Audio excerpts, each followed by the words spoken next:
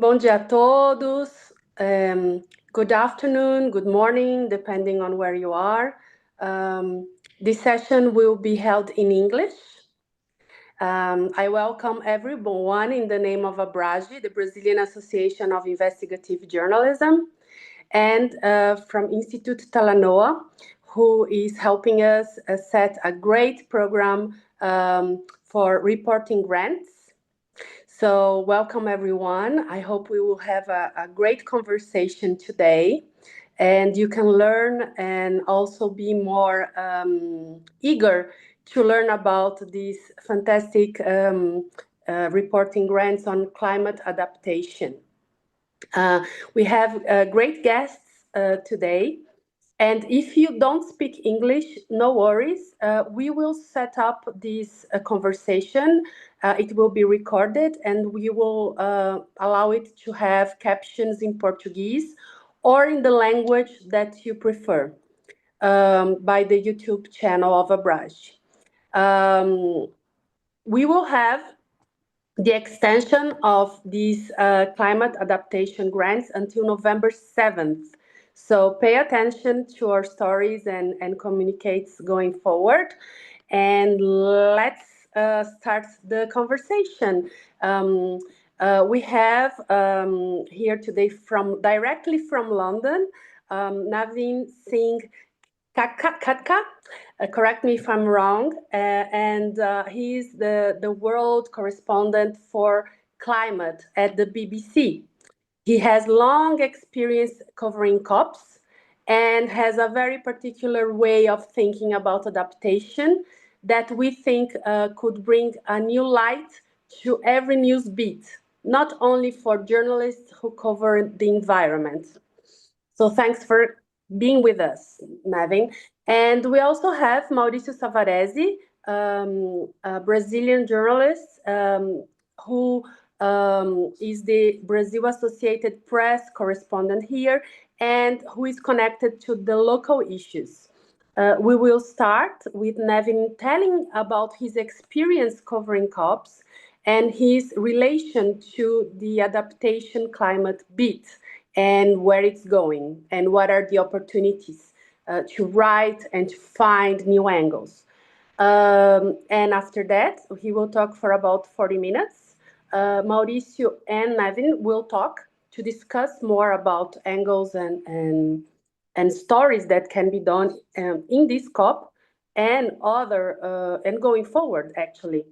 And finally, this will be going for about half an hour. And finally, we will open the discussion for questions from the audience. So welcome, and I think we're ready to start. Nevin, with you. All right, thank you, Adriana. Hi everyone. Well, look, I mean, the basic thing here is I'm not going to preach anything here.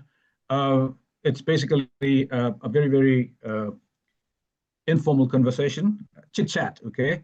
And perhaps we can have more questions. I actually, love two-way conversation. But quickly, if I can just set the tone, so to say, in this topic, adaptation. I mean, if you have been covering this for long, or even if you have not, you will remember, or I'm reminding you now, that scientists have long said this to us, that even if we stopped all the emissions, all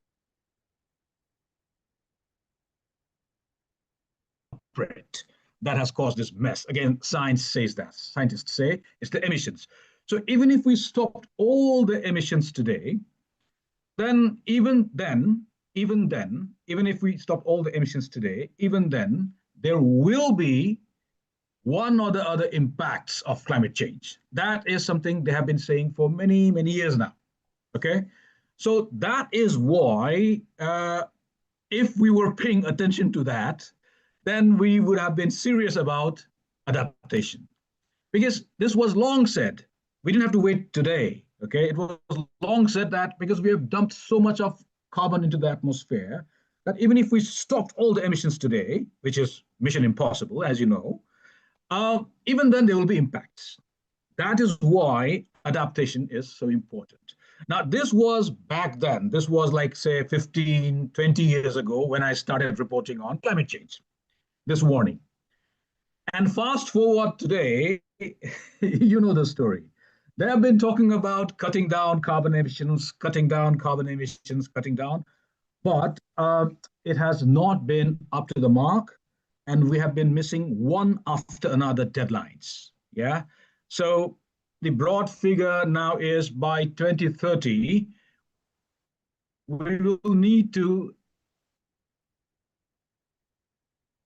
but what's happening is we are rather seeing increase, like 2023 data, 1, 2% still going up, whereas the science wants us to cut down by 50%. So again, in all this, we will hear that there have been some achievements. The renewables have overtaken coal, for example. If you look at the data of International Energy Agency, they will show that the price of renewables have gone drastically down. They have become so cheap now. So installation is massively spreading. Freshly we saw some figures. When was it? Last week, I think. Most of the new additional energy now is coming from renewables. But that doesn't mean that we have done away with the fossil fuels, but the new addition, yeah, is coming in from more from renewables. Now, these are good news. These are good stories. But you see, these good stories don't change the bigger picture. What is the bigger picture? The bigger picture is by 2030, this is the mantra. Again, I'm not saying this. Science is saying this, yeah? So the mantra is by 2030, around 50% cut, okay, from 2019 levels. Now, this is becoming impossible. This is becoming impossible. And if you have been following this, the 1.5, the silver bullet that we are told. What is 1.5? 1.5 is the increase in the temperature, which scientists say is okay in terms of managing the planet. We will not kind of be in doomsday scenario.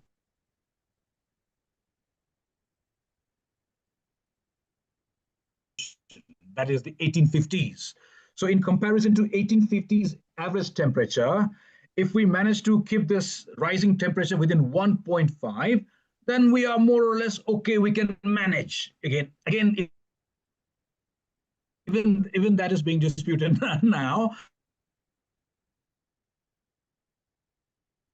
Was an overshoot, yeah, and this year is looking no better. Now there are arguments that there are other factors involved, this, that, but the fear is that 1.5-degree target, again, that this is about maintaining the global average temperature rise within 1.5 compared to pre-industrial period. I'm sorry, this is a bit technical, but you'll have to keep these 2-3 basic fundamental things here. Yeah, that's the main thing. So compared to pre-industrial period, 1850s, today we are already 1.5 or plus even.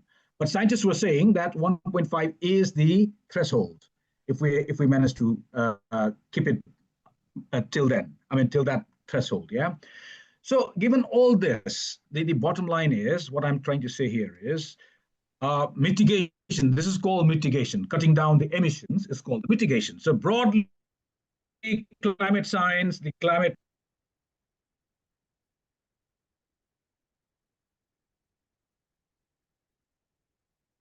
I told you just now, by how much do we need to cut? Yeah, around 50% by 2030. And, whereas until last year, we were seeing 1 or 2% rise. And the 1.5 magic number is simply becoming impossible. Yeah, that thing. That is mitigation, one way. The other path is adaptation. Again, like what scientists have been saying to us, that we will have to adapt. What is adaptation, basically? And this is very important for, if you are covering from different language services, different languages from around the world. Please don't try to go for word-to-word translation. That becomes tricky, okay? You'll have to explain. So basically, adaptation is about living with these changes. how to live, how to survive with these changes. So basically, uh, kind of climate proofing, let's say, if you can. I know it sounds too ambitious, but how do we live with it? How do we minimize the damages? How do we become resilient to all these changes? That is adaptation. So these two are the big subsets of climate regime: mitigation, adaptation. So mitigation is by and large failing. Yeah, we know that. Figures are showing that. There is every year we have this you have this UN's emissions gap report. You'll see that what it has been saying. All these IEA report, you will see again how much emissions still going up despite the renewable wind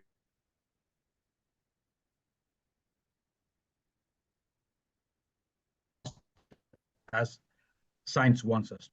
And then, of course, I don't have to tell you what has happened in the world after Trump came in.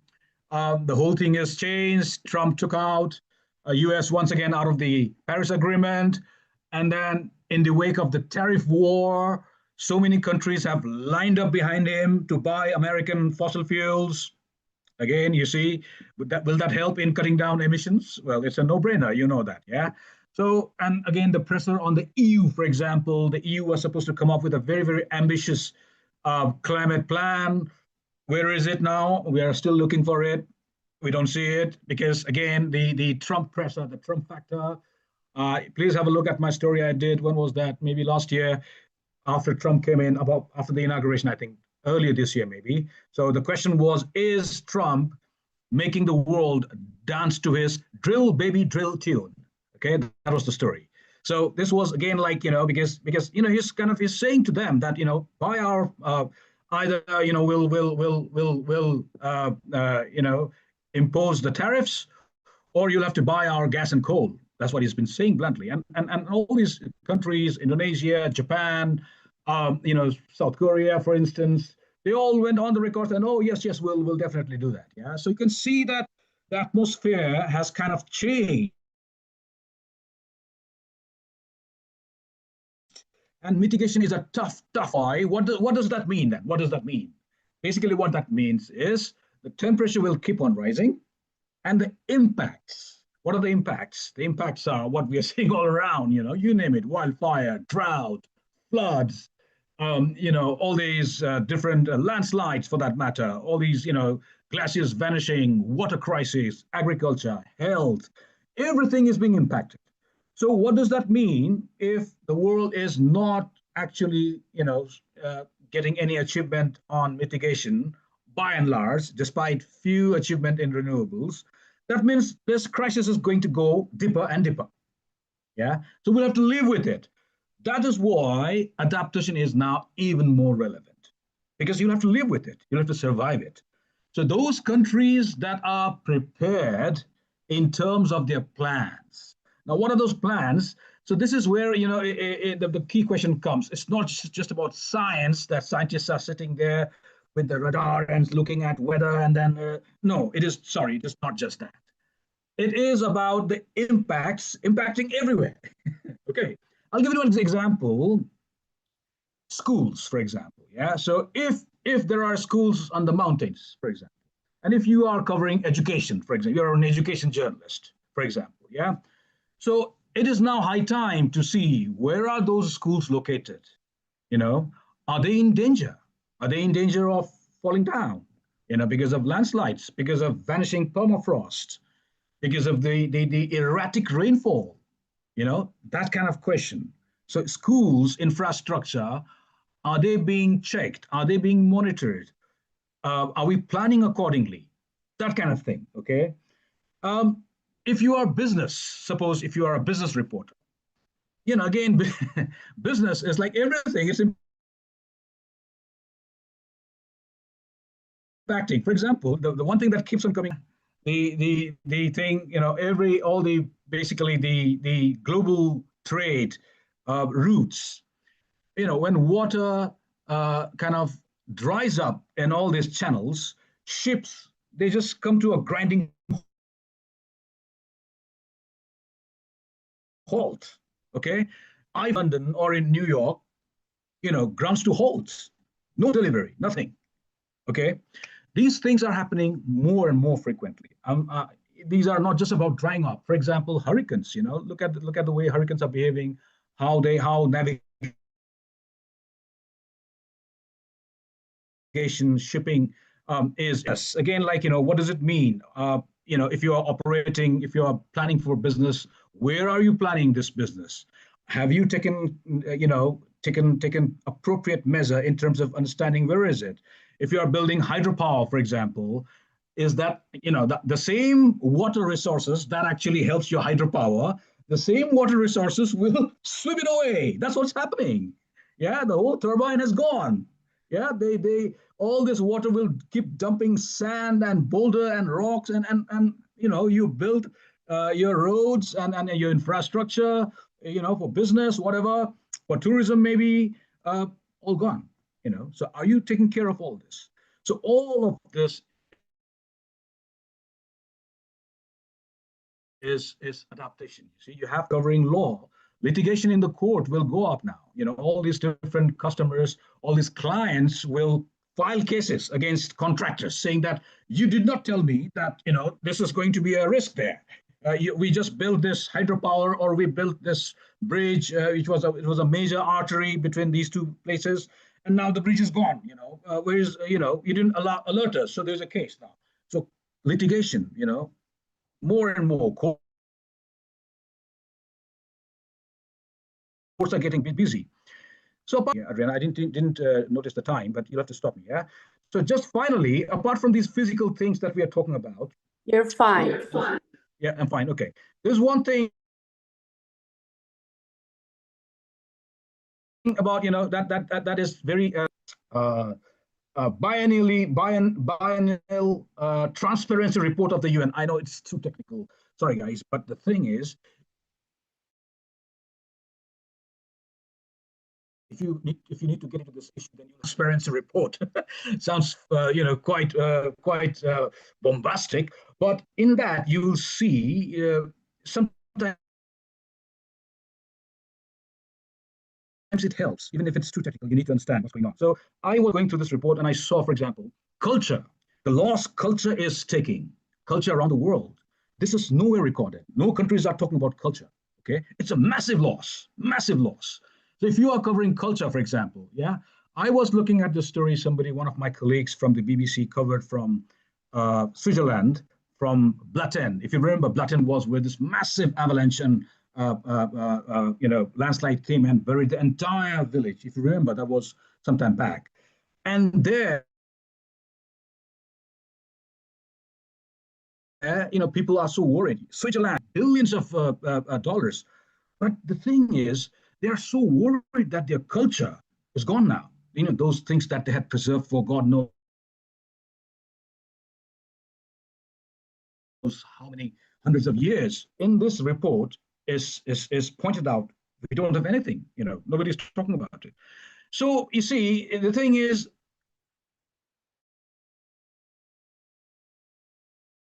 because we'll have to live with it now. Yeah, we'll have to live with the impacts of climate change. So adaptation, I say, it's the name of the game. We'll have to live with it now. But here's the thing. I mean, later on when we talk, do Q&A, or when I'm asked, then I'll explain further. Again, if you just look at how these plans are being made in this standard template, yeah, it looks as if it's been kind of uniform around the world, the templates for adaptation. Yeah, that is where our investigation should work. I say that what has worked in the Caribbean, for example, might work, might not work in Pacific, Western, or the Southern Pacific Islands, for example, might work, might not work. So you'll have to factor in your ground reality. So that is where we are seeing issues that so many adaptation projects. I'm seeing this figure, 1,600 implemented in the world, they're saying. But again, there are so many issues, more than half not working. very few projects, very few examples working, and some can be corrected, that kind of thing. So adaptation sounds easier, that we'll have to learn to live with it, but it's very challenging. You'll have to know what is your situation. That is where it comes in. You see, that's where it comes in, that have you studied enough? Have your policymakers, media people even, have they been reporting properly about what is it that we want in our thing? This is, and now we are seeing this term maladaptation. Maladaptation. What does that mean? That means adaptation, they tried, but they failed because they got it from somewhere else. They thought that that template would work. It didn't work that locally because you didn't understand your local circumstances. You have to know your local circumstances. Yeah. So just because you templates to see, and then they give you money accordingly. And look, I'm not criticizing in anyone in particular here, you see, but what I'm saying is, by and large, the local circumstances is very important. You'll have to understand what is your thing, what is the ecosystem that you have. Is it a desert ecosystem? Is it coastal? Is it forest? Is it mountain? Is it Deccan? That kind of thing. You see, this is a bit of a science, yes. But you'll have to know that, and you have to kind of keep on prodding, keep on poking policymakers, our planners, and so on and so forth. Maybe I should, stop there, because if I keep on talking, then it goes on. And yes, definitely, this COP, just to set the tone, they're saying this is an adaptation COP. Also, we are hearing that now it's implementation COP. All these slogans, because they want to see that their COP is successful. So therefore, they come up with all these different words. So this is now, until a few months ago, I was hearing adaptation, but now I'm hearing about implementation COP. I mean, these all make sense, as far as it is being implemented. But money, as you know, is the big thing. There's a huge, huge gap. I'm sure everybody has seen this adaptation gap report. We are talking about, God knows. Last time when we met in Belém, in Baku, they said 300 billion was agreed. Where is that money? I don't know. I don't see good signs. OECD, for instance, recently has listed 11 donor countries. They have begun to slash their ODI, the overlands, basically. So that leaves the question that will recipient countries, poor countries, developing world, especially list developed countries, LDCs as they are known. Money, big question. Money is going to be a very, very big question. But again, like you see, just because Trump has changed the whole thing, just because there is war around the world, climate change is not going to stop. That's the thing. See, the climate change is not going to say, oh, yes, because Trump has come in and because he has influenced this whole thing, and so climate agenda is pushed back, and because there is no money. I don't know if you have seen my report on defense, military, how saying that, okay, I'm not going to hurt you. Climate change will accelerate, and we need the money, we need the projects, we need the resilience, we need the preparedness even more now. But the question is, again, do we have the right plan? Do we have the money? Do we have that level of seriousness? These are all questions, and people are saying we might have the answers in Belém. Let's see. I'll stop there. Thanks very much, Nevin. I will invite my friend Mauricio to join us in this conversation. But I would like just to ask you if you could share a bit more detail about your story on the military, because we don't tend to think that the military is also a bad actor in emissions, and apparently it is.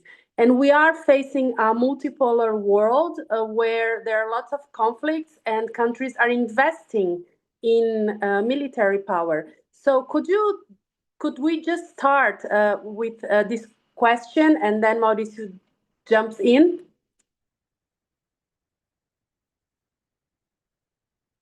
You want me to answer now, that question? Yes, because you were talking about the military, and I just jumped on the opportunity. Okay, all right. So look, the thing is, this is a story that I did, which was first a text story, and then we also did a video on this. So basically, what we found was that again the Trump factor, and then for example, NATO has increased or has asked its members to increase its defense budget from 2% of GDP to 5% of GDP. That's a massive jump. You see. And then well, we've seen that in the same story, we show that around more than 100 countries around the world have increased their military budget, the military spending. So there are two things basically here. So one is when that happens, that means the military emissions, which is, by the way, not discussed in COP. Okay, so the UNFCCC has exempted the military from reporting their emissions. So militaries are not required to report their emissions. Only some countries do that voluntarily. And again, experts tell me that that voluntary submission does not give the real picture. But majority of countries don't have to. Okay, so we don't know.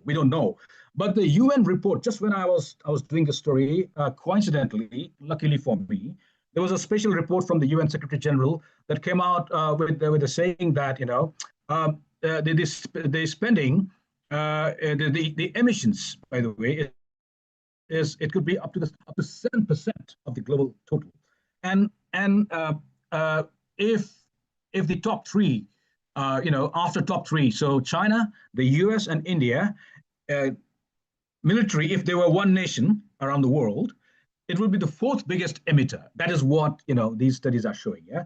So emission is a major thing because military, by and large, again there are some changes. They have also adopted to renewables, this and that. But by and large, particularly their weapons, all this warships, submarines, vehicles, and the most important thing we show there is the fighters, jet fighters. They are like massive guzzlers, massive boggling, you see. So emission is definitely because of their increased budget. So it is going to go up, and there is no new technology that have given them, clean weapons. Okay. So what the generals I spoke to, what they told me was, well, it is not our duty to do the innovation. If there is innovation in them for jet fighters, we'll use that. That's what they're saying. I think it's fair enough because it's not their job to innovate this. Yeah. So emission is definitely going to go up. One, and the other important thing is financial diversion, money, because when defense takes that lion's share of the budget, then countries will definitely start slashing other areas. I've forgotten the figures. You have to go back to that story. So the climate thing, it takes a major. I think it's around 4 trillion or something. The figure which is required, that takes a severe hit, and therefore they worry. There's a genuine worry that adaptation again will take the heat. You see, like there will be no money. An OECD figure, as I told you, 11 countries have already announced that they will be slashing their foreign aid, which means foreign aid is also climate finance. So that's war. But again, the thing is, the military side of argument. We spoke to, for example, the U.S. The defense state, which, by the way, that department is no more called the Department of Defense. They replied to us saying that climate agenda, we have totally out of the window. Yeah, no climate thing. We are focused on war fighting. That's our core mission. And in that, anything that is not consistent with our war fighting mission, we are just taking it off. So climate change is out. That's what I've made it clear. Look, I'm not. And militaries, by the way, also argue that climate change now has emerged as a major security issue, and that's why they're asking their governments to help them prepare. Here, you see, so they are asking the governments to prepare, ask for more budget, for more arms and ammunitions, because they think that climate change is going to, create a major security issue. perhaps fights over natural resources, perhaps immigration, this and that. So they are asking money for that, but experts are saying that when they get more money, more budget, their emissions will go up, and then again they will contribute to climate change. So that's the vicious circle. That's what I had reported, by the way. Maybe I should stop there in this. Thank you very much. It's a very complex situation, right? Well, if I may jump in, well, first, Yes. thanks for the detailed explanation and the thorough analysis of what's been going on. During this week, as we knew we'd chat today, I spoke to other colleagues about mitigation and adaptation. I mean, they cover different beats and they are in different parts of the industry. And what came clear to me is that they understand what mitigation means. Of course, adaptation is a process that we will probably hear about. But the number one question among those five, of course, that's not a major sample, it's a very close and small sample, is that how can I tell the difference when reporting between what's a serious attempt of adaptation and what's just greenwashing, what's just some ill attempt to get attention from the media. So from your experience, do we follow the same procedures that we do with mitigation efforts, or do we develop something different to report on that? Well, thanks, Mauricio. You see, the thing is, again, this I at the very beginning, I tried to highlight this thing of a template. You see, the thing is, we all know that development has been international business for many, many years now, even before climate came in. Yeah. So the development business also had the similar problem, like what kind of development do you want? I mean, if you start using the template prepared by somebody else, some other experts who is from somewhere else, and if you didn't have your own circumstances factored in, then you end up having wrong development. Yeah. So it's the same story I'm told by experts on adaptation. So, I mean, there are cases, there are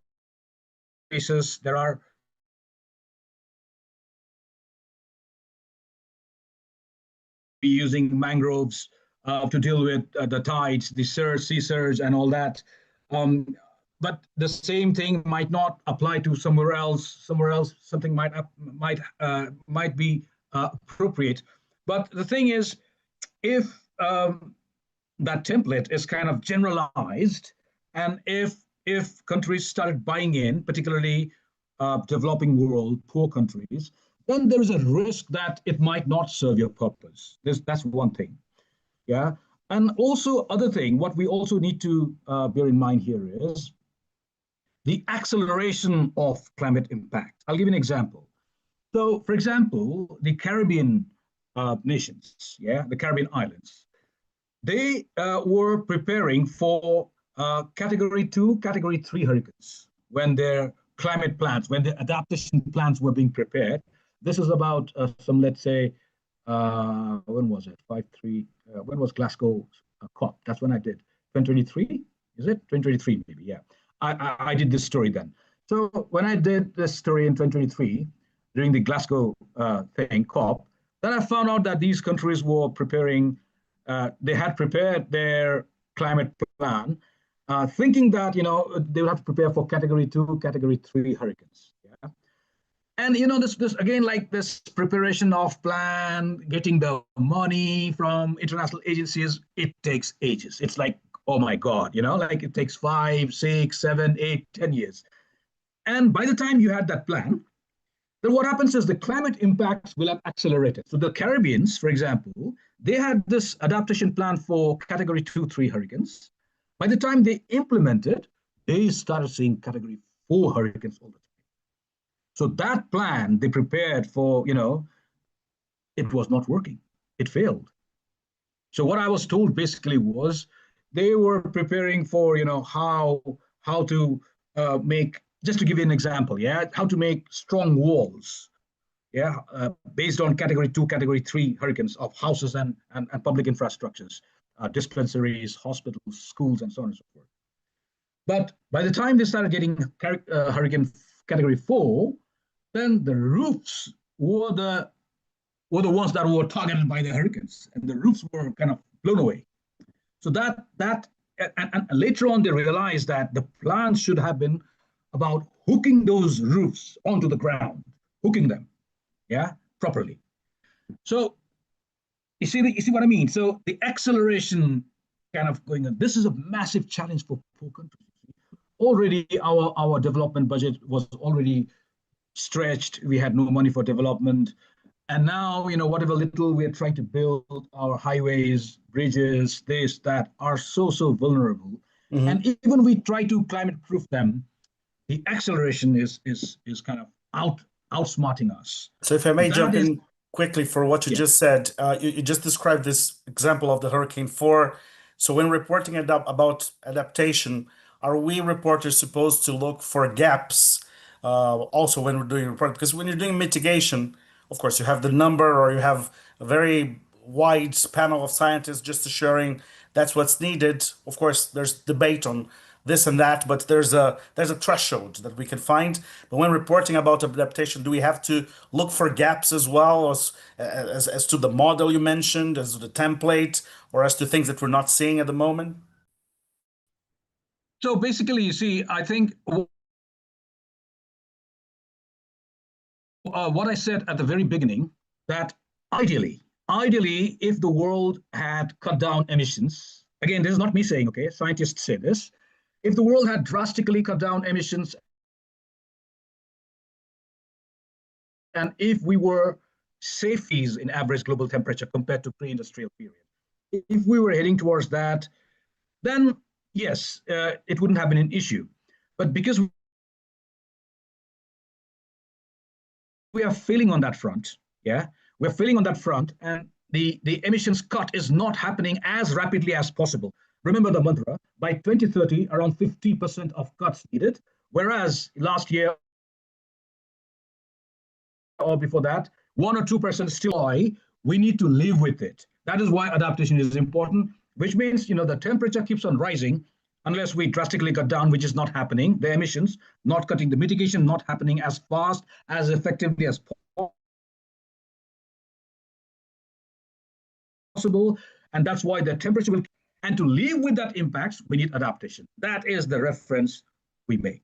So the sources should be the same in a way, in the sense of you're doing adaptation stories, and of course the scientists who talk about mitigation will also have the best references to what gaps there are in the stories and what gaps are in these programs and what we should be aware of. So there's probably a maladaptation story later that we're already flagging in the first story, right? Sorry, I'm having some issue with connection, but I'll try to answer your question. Yeah. So yes, the references, definitely the references. So the best reference, when you do this kind of story is the emissions gap report that the UN brings out every year around this time of the year, just before COP. So you'll have to look for it and look at what is it. They say we need around 50% of cut by 2030, but we are not there. 1 or 2% still up. We'll have to check the latest one. What would they say about the latest one? Yeah, and also the reference will be other reports like the World Meteorological Report, what they are saying in terms of impacts, what we are seeing. So on one hand, mitigation is not happening as fast as possible. That is the UNEP, the UNEP emissions gap report, the UN emissions gap report. And then you also refer quickly on mitigation. You also will have to check with the International Energy Agency, IEA, that will show the consumption of all these fossil fuels, renewables. With that reference also needs to come in. And at the same time, the other reference you need to bring in is WMO, the World Meteorological Report's climate, the state of climate, the state of global climate report, long kind of thing, 6-7 years, once in 6-7 years, it's a long reference. But for every updated reference, it's a WMO thing. And then of course, you can also refer to NOAA, sciences and oceans, yeah. But again, under the Trump administration, we have reported this, that they might have limitations in terms of,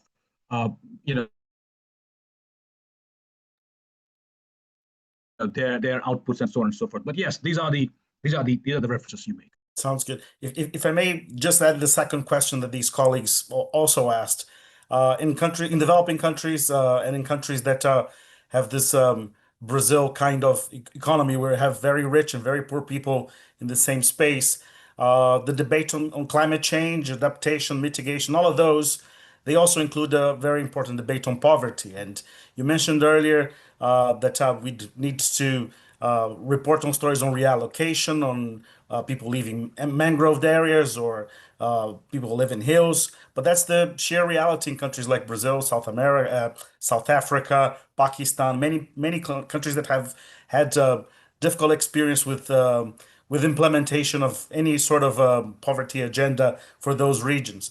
So I'm wondering whether in your reporting you've managed to find other examples in which these two things collided. I mean, the reporting on adaptation and climate change, and also poverty, because, well, sometimes countries just don't have a budget to make these things go together. And how do you frame that in your stories in a way that's not blaming poverty for itself, or trying to show that countries need to do more, but that there's a global agenda about that these countries need to be supported in those actions as well?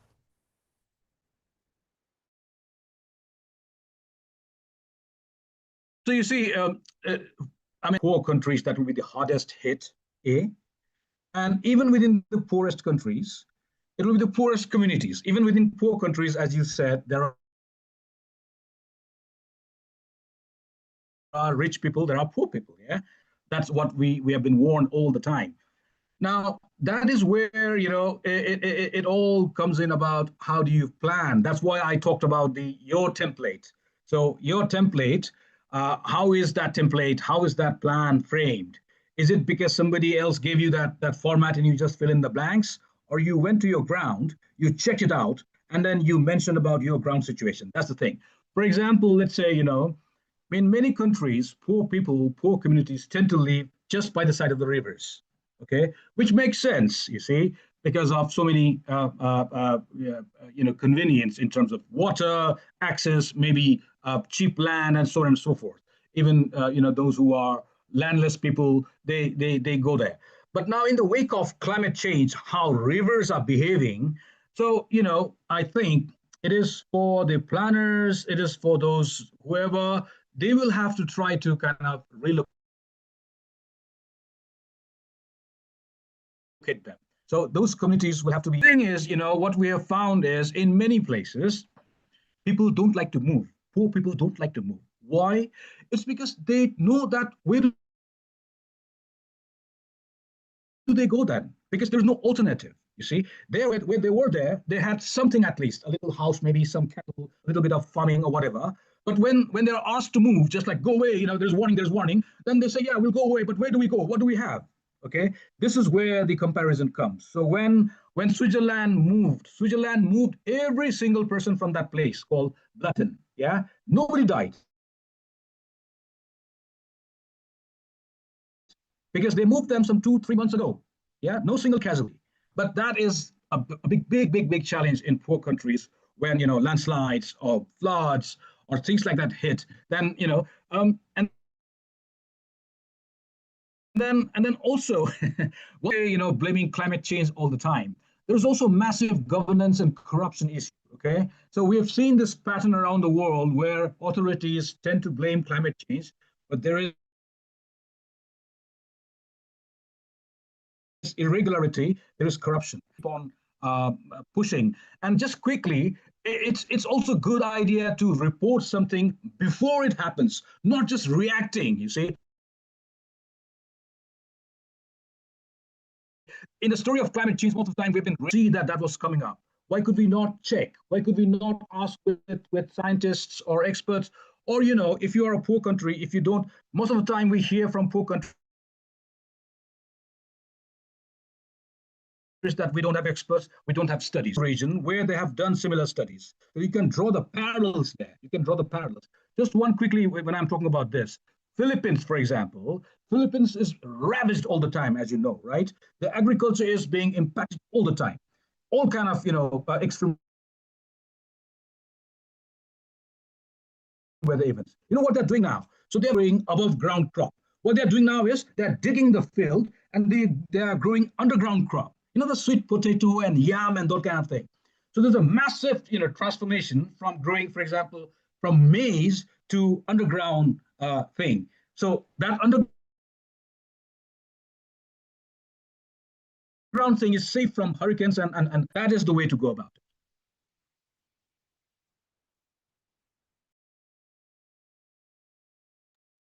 Well, thanks for all the details on that, because Brazil is clearly one of those countries in which there's a huge climate debate, there's a huge poverty debate, and bridging those two is often a difficulty, even for journalists who have long experience, even for journalists who live in the Amazon and who have decided to dedicate their lives to staying in the region to discuss the importance of economic development plus protection of the environment. I was also wondering from other colleagues who do photos and video. I mean, you work for the BBC, so you definitely need good footage to report. Have you found any specific difficulties about reporting adaptation stories on video? Because of course, there's tons of stories that can work for text. I'll give you one example of this oil tapping in the margin of the Amazon. I mean, we can write 1,000 stories, but we don't have any image because there's no drilling, and it's difficult to find communities that are deeply impacted. So, what kind of examples do you have from your career in which you try to report a story and sometimes the footage works, sometimes it doesn't, and how did you find out ways to deal with that?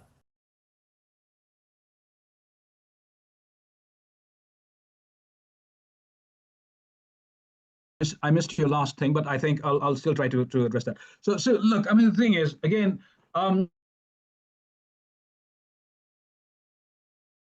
if you ask me, based on my almost 31, 32 years of experience, getting a positive story is very difficult. I mean, I really want to tell the world positive stories. I know this gloom and doom doesn't sell anymore. People are upset. They want to hear about positive stories, and I very much want to go for positive stories. But the challenge is, it's very difficult to get a genuine positive story. That's where you're really your homework and your cross checks. It will really, will have to come at play. Now, the thing is, video is definitely, like you said, is challenging because not everything can be filmed, and getting those positive stories is very difficult. First of all, verification is the main thing. How can you verify that this is a genuine story? And what happens is sometimes when you post something, when you write something as a positive story, then tons of other people will come in saying, "Oh, that's not. See what we have done. You should have reported this. Why did you report on he's a crook, she's a crook?" That kind of thing, you see. So we'll have to deal with it. We'll have to deal with our rigorous process, how we check and cross-check. But video is definitely a challenge. It doesn't work all the time when you don't get the right footage. But here's the thing. I think in organizations, we also have this thing called visual journalism nowadays. Yeah. So in visual journalism, the good news is, we've got very able people, experts, skillful people. And they can draw, they can use those things, infographics, and make it a good video just out of that. I think that is also, we just don't wait for visuals. I mean, if you get the real time, and I think then you need to really work on with your visual team, and I think it is possible. But yes, I agree with you. It is not easy to get visuals. It has been challenging for me as well to get things from the ground. I mean, we wish, and sometimes you have to travel. You have to travel to get the real visuals. You have to travel on the ground because, and as a result, you know what to film and what and sometimes relying on someone else might be slightly tricky for such kind of stories, particularly for investigations. But yeah, I mean, again, we are mindful about our carbon footprints these days, so we don't want to give the impression, we don't want to praise the world, and then we have our own carbon footprints. We'll have to use our network. So yeah, so it's the balancing act. Yeah, I have one question. following Mauricio's question on visuals, that reminds me of artificial intelligence.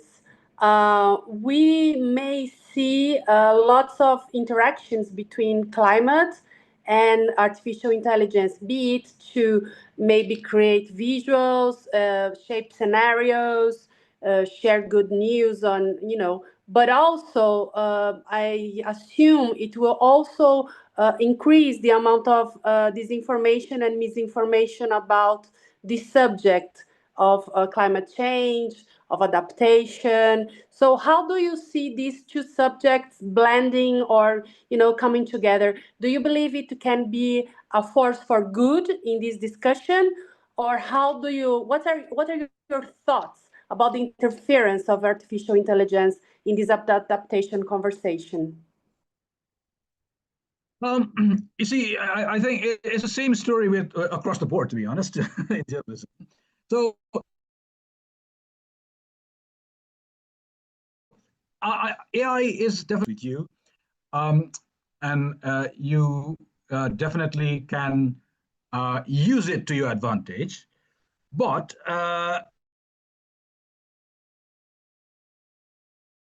having said that, I don't think it's just another help, but you'll have to do that hard work to verify, to go and check with the real documents, real experts, talk to them, and verify. I think we should not overlook this thing. So I did not talk to the experts anymore. I would be super duper cautious about doing that. I mean, I will definitely use, in terms of information, but I will take it as a stepping stone, and then I will cross-check rails, talk to people, and then use it. Otherwise, there is this risk that you might end up, you try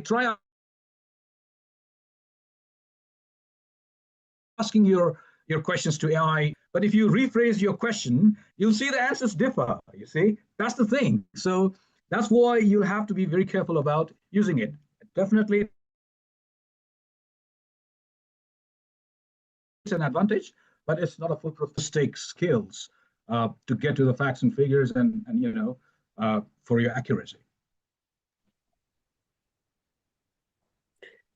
Thank you. So I think now we can open to questions from the audience. Tiago, if you can help me.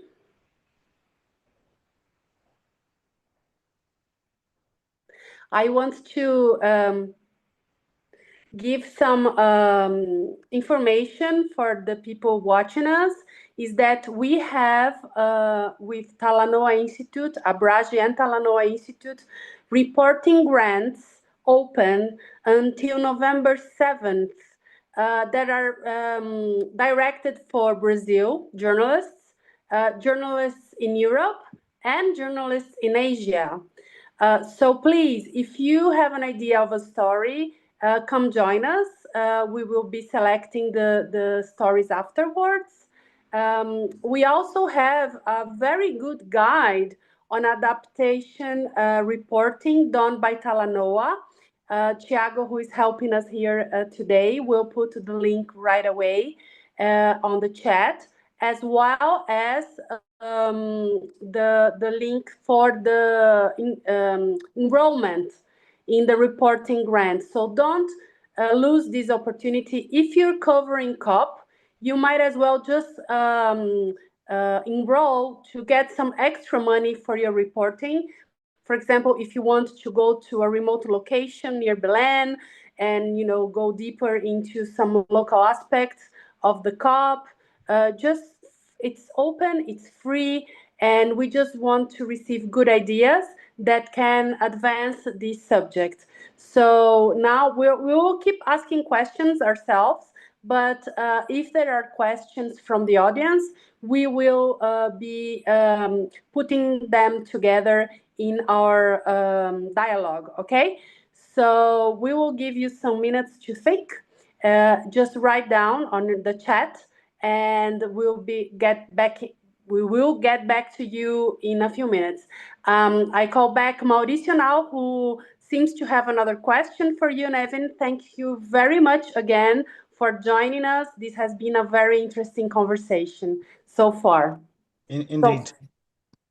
Indeed. So one of the things that are key for climate reporting for reporters who are not covering climate all the time, I mean, especially those who cover different beats like entertainment or sports or things that are not necessarily related, is some star power, because the star power actually brings them to the climate debate, or brings them to attention of matters that they were not really focusing on. We see some of those in entertainment, like for example, Leonardo DiCaprio has this big foundation. There's different stories about that. If I may make a small self-advertisement, a story of mine about that is going to come out in a few days.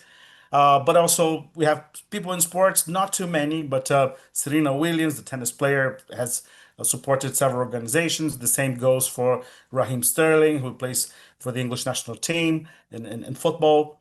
So I was wondering, how easy is it for reporters who are not going to cover the Amazon? They're not going to cover major themes like mitigation or adaptation, to do stories for different kinds of beats that don't have necessarily have something to do with immediately have something to do with climate change. How do they approach that to their editors? Should they bet on star power? Should they bet on some other elements that a broader element that would come to a bigger audience? How would they approach that?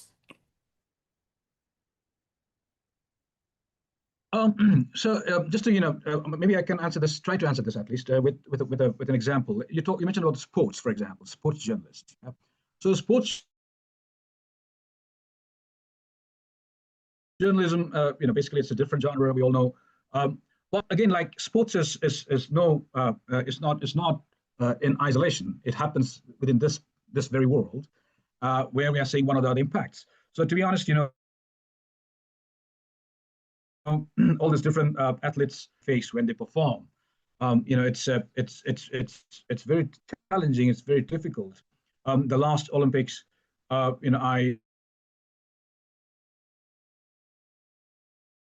was getting messages from athletes particularly from poor countries, saying that they're so disadvantaged because they don't have proper ACs, and countries and athletes from rich countries, for example, they brought their own portable ACs. Okay, so what they're saying is, tomorrow when I perform, I'm already drained. The heat is too much, and whereas those athletes are advantaged. Isn't the thing? It's already an issue there. So that kind of, and I think it is everywhere. To be honest, I did a story sometime back on adventure tourism, for instance, involving sports. For example, let's say mountaineering or rafting, kayaking, even mountain biking, camping, even camping. So you see, these places now are so vulnerable in terms of how do mountains behave. How do rivers behave? How do those forest areas where you have nice, beautiful campsites, how do they behave? So in effect, I think when you are covering all this, when you are pitching to your editors, I think, looking into all these possible risks, have they been assessed? Have they been factored in? Or was there any incident? Go for, like I said, those athletes who came to me and said, we have no portable ACs and we are trained already, whereas those advantaged athletes have, these stories are there hiding. You have to find out. We'll have to go for it. It's just that you need to keep your mind open. The whole thing is about nobody is spared. Nobody is spared. You name it. Business, law, education, sports, whatever. For example, insurance. Insurance is a massive thing now. It's a big business. What's happening to insurance? That kind of thing. And by the way, I don't know if you have heard about the term loss and damage when it comes to poor countries demanding this compensation from rich countries. There was big celebration until the UAE COP, but then since then we have seen that it has not moved anywhere. But at the same time, we are seeing something else moving in terms of insurance. So you see, loss and damage per se is not not happening, or let's say countries are not getting the money, but what's happening rather is insurance thing going up. That's a story. That's a business story. That needs to be properly, investigated. And then, like I said, you see, before this is one point I really wanted to make before I forget, and this is for everyone to investigate. You see, we all know that countries are required to submit their climate plan. It is called NDC. I'm sorry, another jargon, nationally determined contribution, whatever that is. Basically, it is a climate plan. Every country has to submit to tell the UN and the world that what they are doing about it and what do they need. So, if not more, equally paid attention to adaptation. Yeah, that's what experts tell me, that they should have, if not more, compared to mitigation, they should have at least given equal attention as they do to mitigation in that plan. But what they are seeing is all these plans that are being submitted, adaptation is way down there. They are also talking about mitigation. Now, I'm not dismissing mitigation. Don't get me wrong. Okay, because that is the main emissions down, then the overall problem is going to be more serious. We have to deal with it, no doubt. But because we are not seeing that, that's why adaptation is so important. That's what this conversation is all about, right? But that is not being reflected in the NDCs, in the climate plans that is by and large being submitted to the UN. That's what I'm told. And just now I was going through this UN thing, the UN document, and what they say is 36 countries, whatever they submitted, the adaptation plan, it's outdated. Outdated. So I now leave it with you. Is your country within those 36 list? That's a story for you to find out. That's great. I was wondering, and a brother, Tim, about yourself. I mean, how did you become an environmental journalism in that journalist in that sense? Did it come to you as something that was part of your life as well, or did it come from a demand that was in growth 30 years ago, and then you just moved into that role and stayed in it? Okay, so basically, you see, although I live here in London, I've been with the BBC here for many, many years now. I come from Nepal. So Nepal, as you know, it's a mountainous country. And back then, when I started journalism, um, Nepal has one of the other way it has been, kind of a focus in terms of nature, as you can imagine. Yeah. And I somehow had this, and yes, by the way, was it then? When was it? 1993, 94? Just then, this Earth Summit had taken place, and that summit was a big thing. I was a rookie reporter. I didn't know, I couldn't get a chance to go there, but I could see, the coverage. By the way, the coverage back then was not in this. The coverage would be in Herald Tribune, New York Times. We'll have to go. We had to go to libraries to look at those papers and make cuttings and all that. Yeah, that was the age. So that is that the summit was an eye opener for me because I somehow got connected, saying that, whoa, this is something. It is coming our way. That is what what happened, what triggered in me, because it's a mountainous country, smash hit nature conservation track record, flagship species like tigers, rhinos, and so on and so forth, and massive success story and community forests. A lot of other countries have followed examples. So yeah, that was what was coming in. But then in the meantime, climate change started coming in. And then, all this different stories about how mountains are fast, how the glaciers are vanishing. And then, all these tragedies are coming from the mountains. What does that mean for, and I was not just thinking about people, I was also thinking about animals. I love doing animal stories, wildlife, what happens to them. I've done many stories from Brazil as well, what's happening to the jaguars or, things like that. So yeah, so that connection, was somehow there, but it because the crisis deepened, and as a result, I couldn't disassociate myself with it. Although back then, I had to report on other things as well. I didn't have a luxury to just become an environment correspondent, because Nepal back then was also in a very, very serious political crisis. The Maoist insurgency was at its peak. I had to cover that on daily basis, competing with wire agencies and so on and so forth. But the thing is, I did not abandon climate and environment, and the journey. I can't be happy that the crisis has deepened and I have a job now. Sorry, it's not that. I wish the crisis had gone away. But yeah, the relevance has kind of stayed all the time. And then I broadened my thing. So, I started covering the region by and large, not Nepal, just Nepal, the Himalayan region, Asia.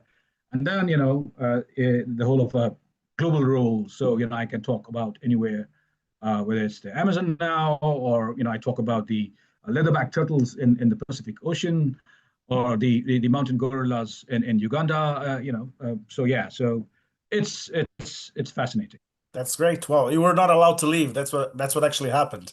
So you mentioned one thing earlier about split. I mean, this was a part of your coverage. This was not your entire coverage, as you had to do politics.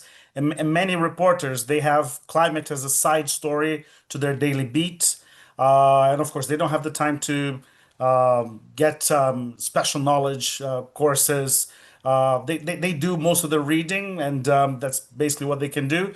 But they have it as a side story to their daily beat. So what would you recommend to those journalists? And how would you recommend younger journalists to watch this COP unfold, as the Earth Summit served for you as a gateway into being a climate reporter? How should they approach this upcoming COP as something that could prepare them to become environment journalists for the future?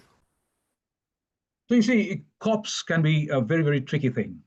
I mean, as someone who's covered many of them, it can be a very, very noisy place, very noisy place. And the chances are that, you'll get distracted, and you're left clueless. Like, where do I start? Where am I? Imagine the PR machine there, hundreds of press releases, hundreds of announcements. The UN gives you a very big media space where you've got television live streaming happening. Everything is being announced, press release after press release, PR people coming and getting you by your collar and saying, please, you have this. It's very, very. I mean, for first timers, for young people, it's a spectacle. But it's also a very, very challenging place, in that you will be confused, and you'll struggle to know, how do I start? What do I do here? So that is where you need to navigate your thing, and you need to find out, what is it I want? What's the story I want? And then, so the fundamental question, it all begins with, who are my audiences? What should I cater to them? And then based on that, you'll have to think about, okay, so what are those things that I can, based on the needs of my audiences, where are those places? And one thing what I all the time alert our young journalists is, please try to broaden your horizon when you go to COPs. Don't just stick to your country's delegation or your region's delegation. Again, I'm not saying you should abandon them or dismiss them. I'm not saying that, okay? They are very important for your story, for your audiences. But what I'm saying is, here is a chance to look at a bigger picture. And here is a chance to understand what's going on. So with the help of those delegates, from your region, from your country, you need to now also start looking beyond that and see, what are those relevant points, So for example, if you are talking about, let's say, small island states, you come from one island, you have your delegates, but that's the place where you have so many other island states. So what are they saying? What are they talking about? And those key negotiators, get hold of those key negotiators. You see, those key negotiations happen behind the closed doors. Nobody is allowed to be there. So, but there are people there. If you are well connected with those people, they will tell you what's going on. But again, the danger is, don't get carried away by their agenda. You need to be clear about your agenda. What do you want to tell your audiences? And then based on that, you need to kind of investigate. And some people kind of dismiss, saying, "Oh, cop is like just this noisy." Yes, I understand it's noisy. It's been 30 years, so people are asking questions. Why do we need this? But let me tell you, for news business, imagine getting so many news resource people under one roof is not everyday thing. You can go and ambush everyone. You can go and ambush, top negotiator as he or she is trying to get in. Just ambush them. Yeah. I exposed, based on this thing, this is back in 2007, I think, I exposed a battle fight, a literal, dogfight between two major donor agencies, UNDP and the Global Environment Facility, GEF. They were fighting over the template. Remember the template I told you earlier, template? They were fighting about the template, about Nepal's climate adaptation template. Jeff was the money giving agency. UNDP was the implementing agency, and they were haggling over whose template should we do? Should Nepal be using? Jeff was saying, "Well, I'm giving you the money; it's mine," and UNDP was saying, "No, we are the executing agency. We are the experts. Use mine." As a result, imagine Nepal's adaptation plans remained hijacked for 4 or 5 years. And I exposed that story from there, from COP, you see. And that story, when it came out just then, people were brandishing that story and saying, "Look, I mean, what's going on? A small country is struggling to make its plan, and here you guys are doing." And, as a result, they had to publicly patch up. And then, they, from their own words, the process began. So, it's also a constructive thing. But like I told you, it's like, what's your homework? What's your target? What's your story? Ambushing, following, and my friends, reading. I mean, definitely, it's not, AI is not going to help you all the time. You're reading, you're following. The social media is a huge repository, by the way. Check it out. That's a huge resource. Yeah. What else? I mean, you guys are experts. I don't think I know. You know all these things. Maybe I just repeated what you knew. Thank you so much. I have another question for you based on this answer, which is thinking about audiences and the human story. I think we could talk a bit about how we put a face to our climate stories. And that just reminded me a story you shared with me about women in Brazil that said they decided not to have kids because of climate change. So that brings us to another issue, which is the OMS said that after the pandemic, the second pandemic would be the mental health crisis. And of course, the climate loom and doom, as you say, doesn't help to that conversation. How you, as a correspondent, try to be careful to bring the human angle into your stories so that it doesn't mean that we are in the apocalypse. Yeah. Well, thanks. The thing is, the science stories, can be boring.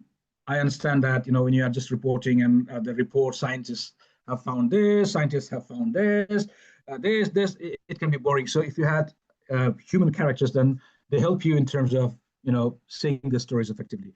But again, the key challenge is you have to get the right character. Otherwise, you just can't, impose just a character for the heck of itself. Yeah.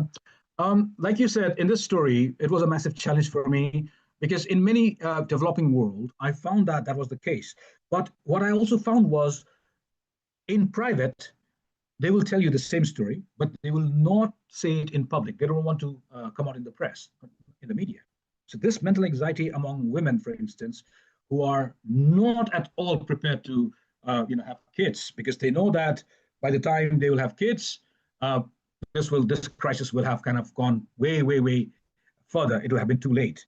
So it was difficult to convince characters. But again, I think this is where your networking comes in.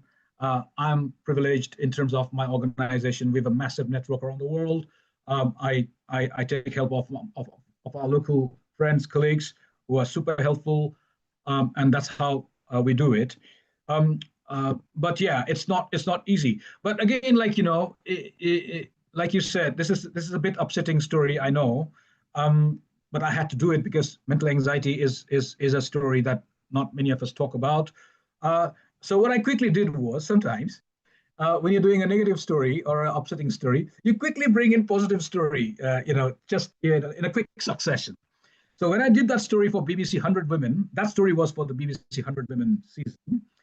And then I quickly brought another story of women, three women conservationists who were helping animals to survive the climate impacts. Very, very positive story.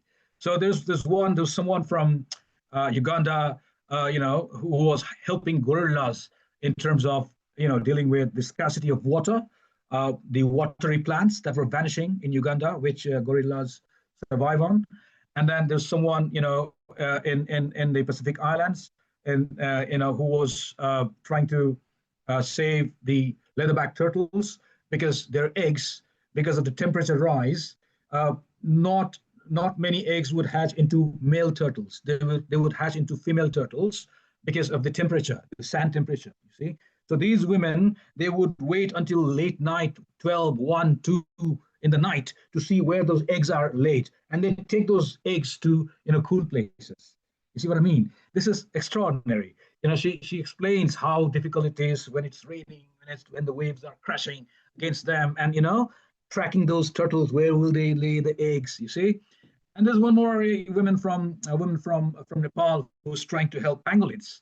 Pangolins is the most poached animal on the earth now. So because of the wildfires, the burrows they live in is full of smoke, and they come out because they can't survive in the burrows because it's smoky, and people kill them and smuggle them. So there is this woman who's trying to kind of conserve those areas, create awareness among people, and then clear those forests from dried leaves, provide water for those animals. It's a positive story. So you need to strike a balance. Not every story will have the positive element, but then you can quickly tell your audience, hey, look, we've got some positive story as well. That's the balancing act in the long term. You see, it works at times. That makes the public needs a relief too. I mean, at the AP we call it the joy and wonder stories, because they are providing some sort of relaxed Relief. view about things that we don't usually do as journalists. So if I may ask the final question from my side, I mean, you mentioned that COP is this very big tent, global tent, and that we should not focus on our own countries when reporting. So trying to peek a little into your mindset into going into this for young reporters and reporters who are going to be based in Belém. If you could choose two stories, which country is the world's biggest untold story about mitigation, and which country would have the world's best adaptation story yet untold, if there's any that come to mind?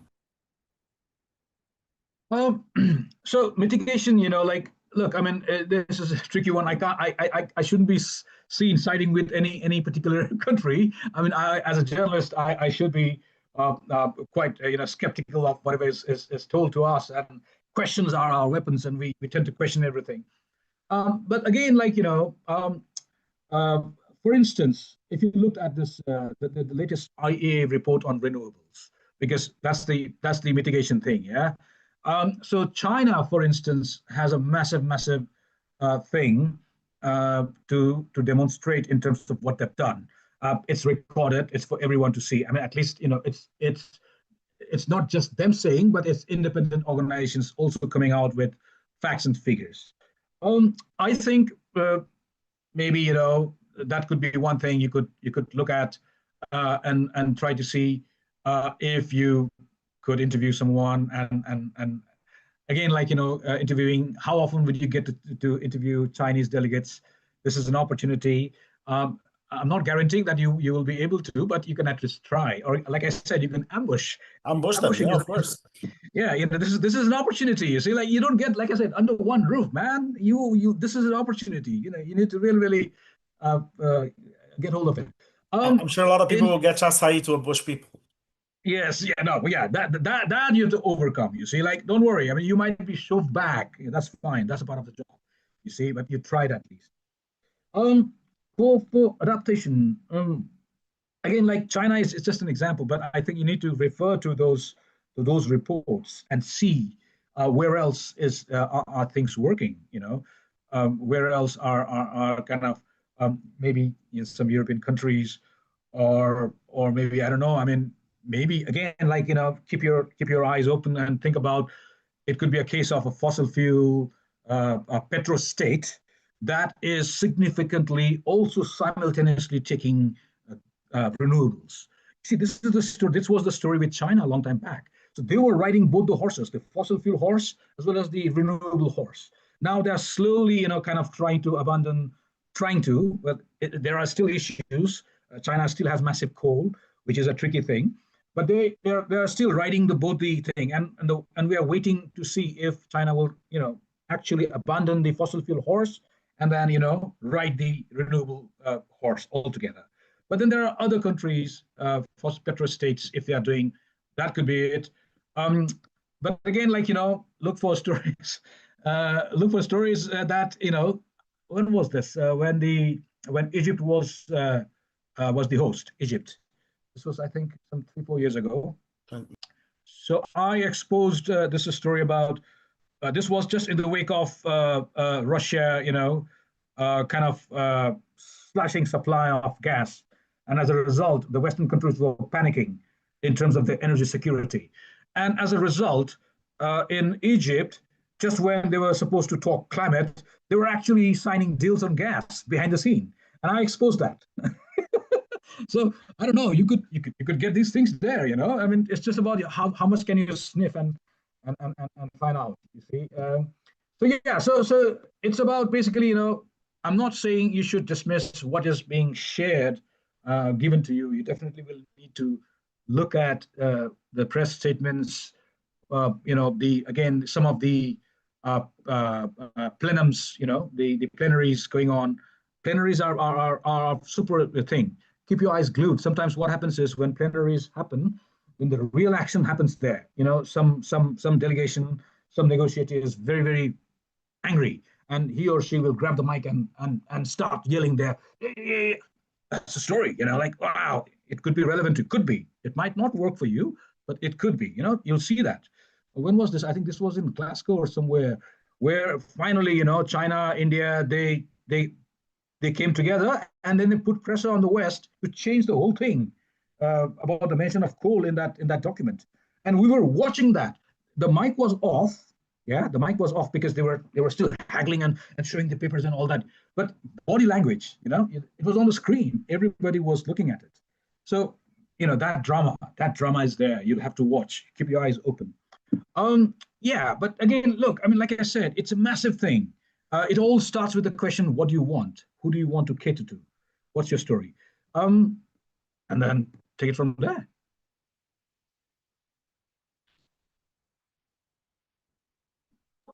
Well, I think we're reaching the final minute to 1 minute for our conversation. I want to thank Aurino Jr. that joined and said he's sharing our conversation at Blue Sky, which is very interesting because we are not there. Abraji is not at Blue Sky, the social network. So thank you, Aurino. And I would like to thank you so much, Navin, for this conversation. It has been extremely useful and interesting. I also want to thank Mauricio for taking the time to join us to ask questions. And I would like to join everybody to see the translation of this conversation to Portuguese in the next few days. As well, we're probably writing a story on it in Portuguese if you're not able to follow in English. The same for other countries. We are spreading the word in their networks. And I just want to leave the door open, Evans, that maybe we can do another call when the COP ends, so we can discuss what came out of it, right? Sure. Yeah, and for the last call, please, if you're interested in reporting on climate adaptation, just join our reporting grants enrollment. It's open until November 7th. And I hope everyone a wonderful coverage at the COP30 in Belém with lots of açaí, which is amazing Brazilian treat. And we hope to see you again here in Brazil and globally as we are to discuss this theme, which is crucial for the future of humanity and the nature and life on Earth, actually. Thank you so much again, and we hope to talk to you soon. Guys, take care. Bye. Bye. Obrigada a todos, bom dia. E aguardem mais notícias nas plataformas da Abraji sobre essa entrevista. Obrigada, Maurício. Obrigada, Thiago, que esteve aqui conosco. Bye. Tchau.